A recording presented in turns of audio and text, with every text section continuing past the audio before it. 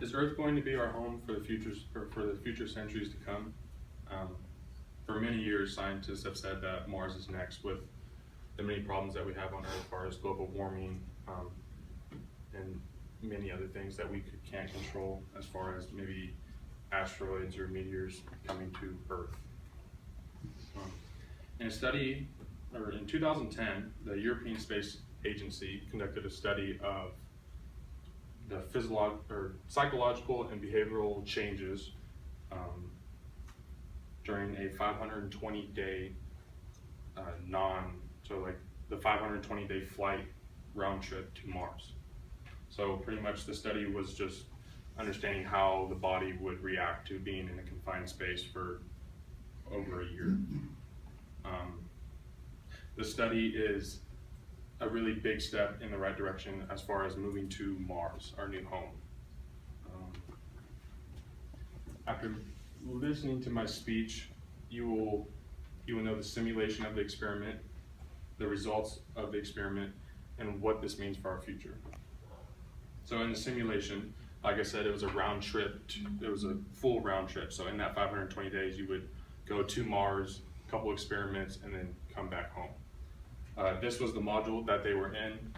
This was Mars. So they would do like little experiments there. This was their living quarters. They had like a little gym and all kinds of stuff. Not a very big place. I think it was 500 cubic meters of volume, so not terribly big. And there was 6 crew members, so 6 people shared that.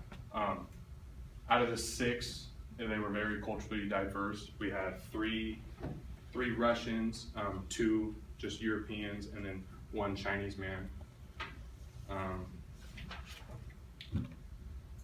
They collected data religiously, far as what their mood was like, how they felt physically, how they felt their sleep was.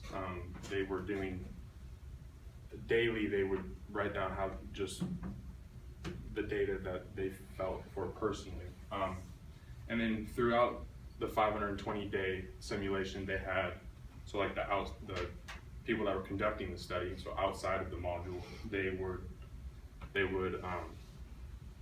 have realistic challenges. So they would have communication delays so that they couldn't communicate. They would, obviously in that module there would be no sunlight. So something we don't really think about is the sunlight cycle. So we get light, for 10, 12 hours a day, or even longer. Here you have no sunlight, you're just in a room.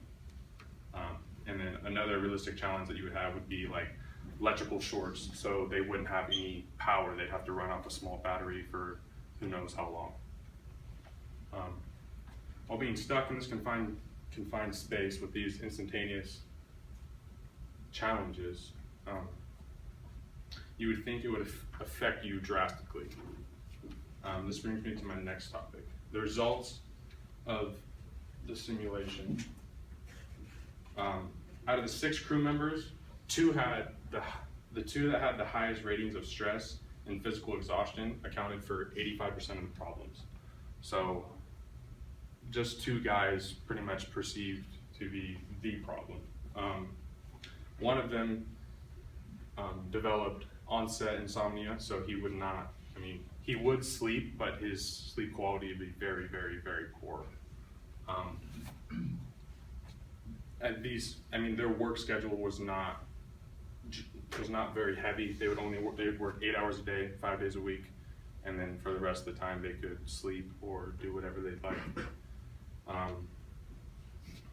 On the other side, 2 crew members showed that literally nothing affected them. They had no behavioral changes. They showed no distress, and they were completely coherent.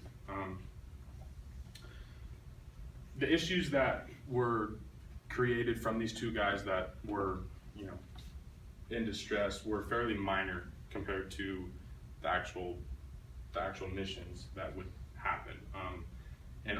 And these minor issues arose fairly early in the simulation. So they were within the first trimester of the whole simulation.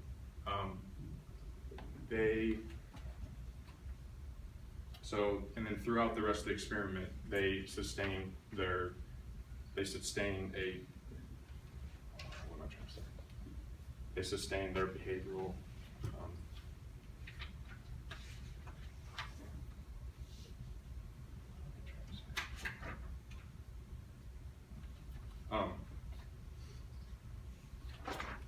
now that you know the results of the experiment,